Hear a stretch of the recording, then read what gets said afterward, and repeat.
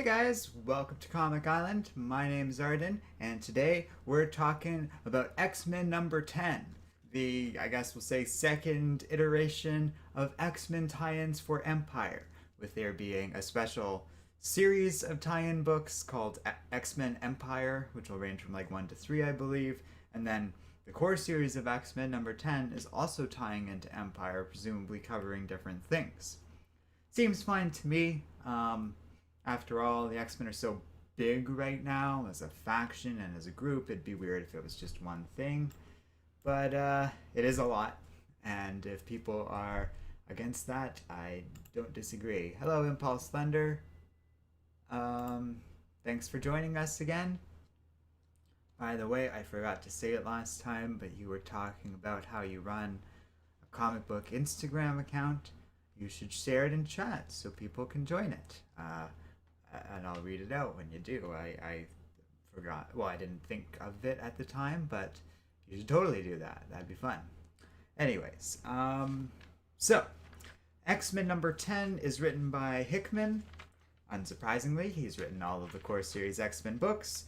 I've talked about this series before. It does feel like a lot of these X-Men books, specifically from this series, tend to be sort of weird one-offs that are usually there to set up new pieces of lore and information about X-Men and their continuity. And that stuff is often explored and picked up on in other stories. Here we go. So Impulse Thunder is talking about how I don't know, we had a good chat on one of our streams, and he was running an Instagram page. So it's at comic_flash. If you guys want to follow it. We don't have an Instagram right now, but I'm sure there's lots of cool things you can post on there. Yeah, so, yes, Jonathan Hickman wrote it. Leniel Francis Yu did the artwork. He's always great and has done a lot of these House of X era comics. I always appreciate his work. Sonny Go did the coloring, and Clayton Cowles did lettering. Tom Muller does the design. I believe that credit is about like all of these crazy background text pages, which I often find very helpful and interesting. So he did a good job, assuming that he's the one who designed it. Although I know Hickman's responsible for a lot of the language and other things. Impulse Thunder says, I really like that it wasn't just the two Vulcan clone theories and it was the actual Vulcan. Yeah, so this book's all kind of about Vulcan. It flashes back a lot, talking about his horrible time, like growing up in space. Meanwhile, and what's it called? Petra and Sway are camped out at the summer house on the moon. The rest of the family, the Summers family, is off taking the kids to the beach, as they put it, which I find very adorable because the kids in this case are like Dawkins and Rachel Summers.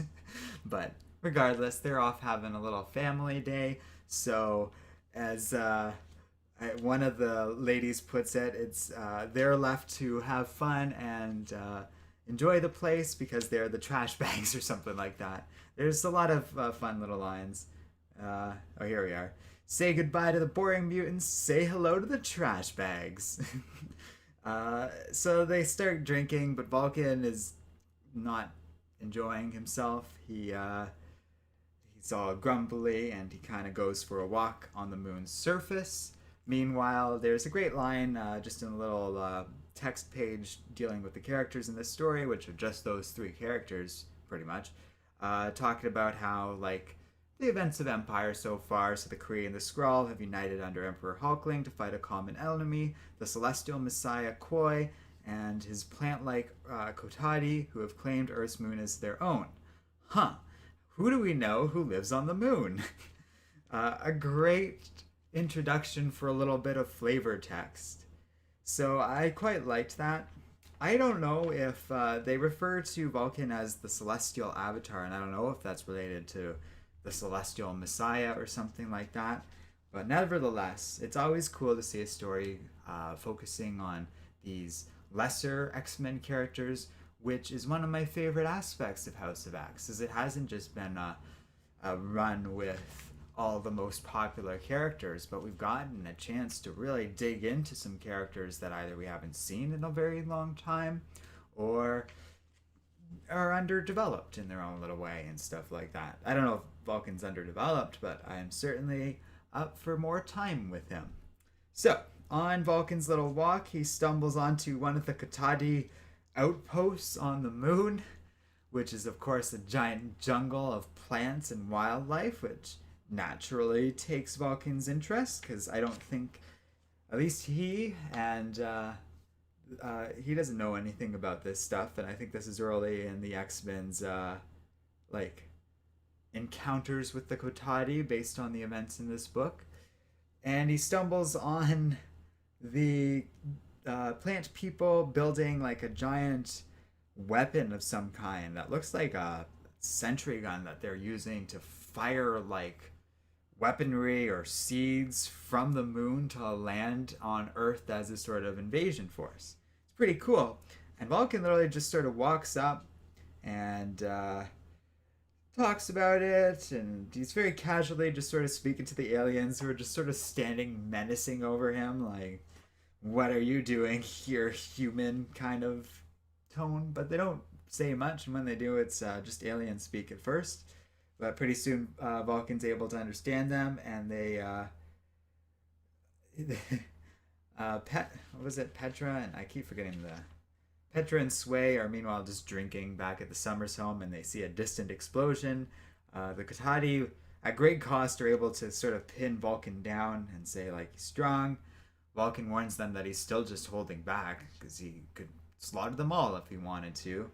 And they put a little seed thing up to his face, at which point we flash back to Vulcan's earlier time. And in a moment that I feel is more about Vulcan's character than anything that these aliens actually did to him back in the day, they talk about how he has some good in him that could grow into something more, but they've sort of separated it out, and under that thin layer of good is the real broken person that he is.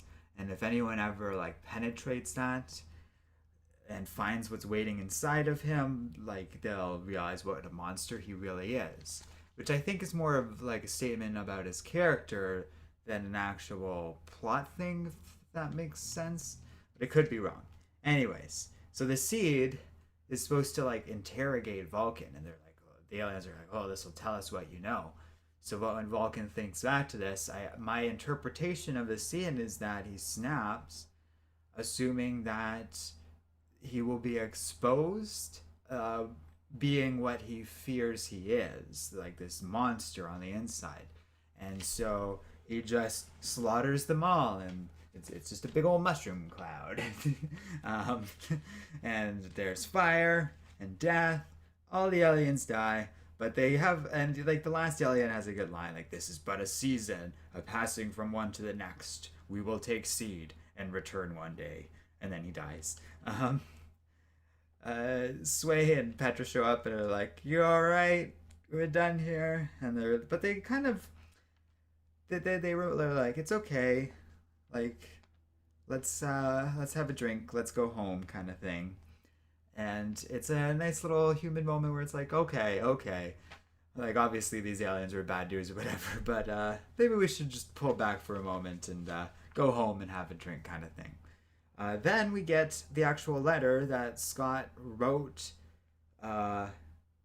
his brother, like Gabriel Summers, so Vulcan, that just saying that we were going out for a day, and Scott talks about how he'll always be there for his brother, that he wants to help him become something better, which he knows is what Gabriel wants. And it's a really touching moment, a key part in this book that I'll talk about in a minute. And then we get a neat little epilogue, which is, the usual thing about the Kotati get a report of that outpost being destroyed, and there's only one survivor that like almost immediately died, but he had one word to say before he died: Krakoa.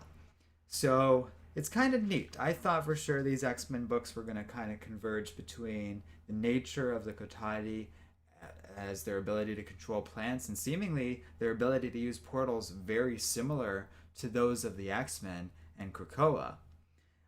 And that was going to have to be like a huge point of conflict between these aliens and the X-Men. It seems that is the case, but they're building up to it a little bit. And if I were to criticize this book, it's that, like a few Hickman books, and especially this X-Men series, the issue itself only offers so much, while it feels like there's a lot of setup in here. We're just sort of building up to things that might come one day and might deliver on all these promises. And to be fair, well, within House of X, these things usually do pay off.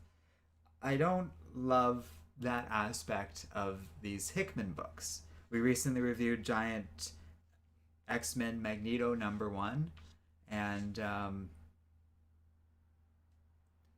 yeah, Brendan Walton saying, so there isn't two Vulcans, that he's remembering his past. Yeah, I think that's the idea, is they all just kind of remember everything when they come back from the dead now.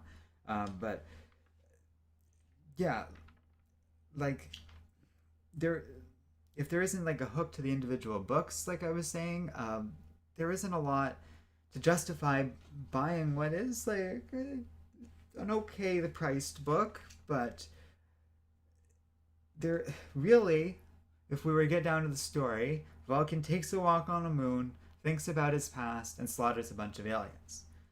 Now, what sells me on this book is that there is a bit of a hook and there is a bit of substance, because if you look at this book as a character piece on Vulcan, which fundamentally is what it is and tries to be, it does a good job at that. And I talked earlier about how I really like stories that focus on lesser characters. I really don't know much about Petra or Sway. So seeing a story focus on the three of them is pretty cool. And it's okay set up for the stuff with Kotati, but that really doesn't feel like the focus of this book, which is on Vulcan, who I haven't seen much of in House of X. And it's cool to have a story zero in on him. He talks about, he has a great line, I could break this moon in half if I wanted. I don't want to be this way. He's a cool character. He's got fire in him, as they say a couple times in this book, sometimes mockingly. And on the whole, it's pretty good. And even by this series standards, a little better than average, because it has a bit more meat to it than some of these other X-Men books, or some of the giant-sized books that Hickman's put out in the Dawn of X era, we'll call it. So there's still that larger issue, and honestly it would probably be fine on its own, but as I'm about to say, there's this larger issue within the House of X world where there's so many X-Men books, and it is worth questioning how much story and substance is within some of them, because that's not always been a consistent part. Impulse Thunder is about to make a great point. I honestly think a really underrated part of Hickman's writing is his humor. He writes really funny and adorable moments between characters that really show their friends and family. That's a huge part of the value in this book. I agree. It's not a funny book, but there's a lot of funny moments and lines, and I reflected on some of them earlier while we were going through the book, and that's a key part of what makes this good. And that's true for quite a few other Hickman books that we've reviewed recently, including Empyre X-Men #1, which is a very different book in terms of what it's going for, but that one had me more excited than this one, and that one had substance out the wazoo. The amount of potential of what can be done with the events in that book are very interesting, and it feels kind of important for the House of X world and stuff like that. If you haven't, if we're talking about a choice between Empyre X-Men #1 and this book, I definitely would go with the other, but this isn't a bad choice either.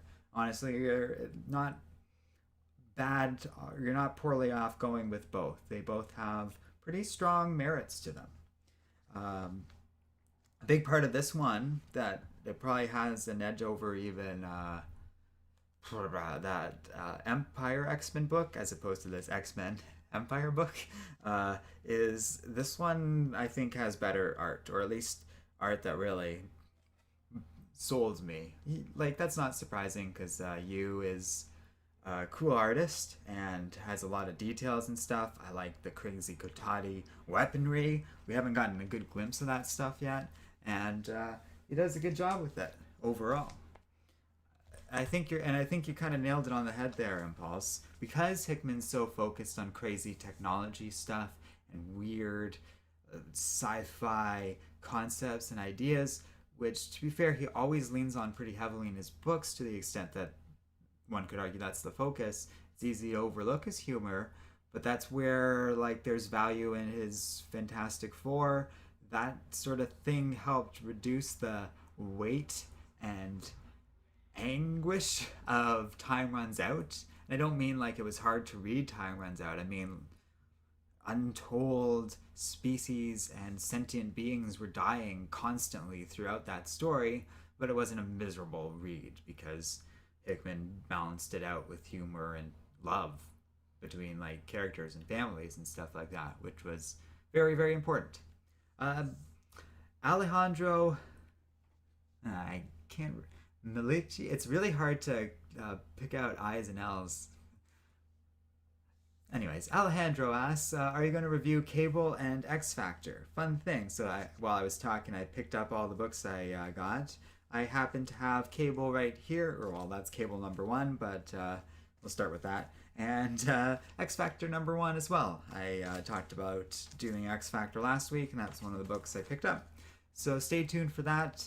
I don't believe we'll have enough time to get that out today because I only have so much streaming time to do, and especially on Wednesdays, streaming time always has to share a little bit of time with reading time, so I can properly review these books.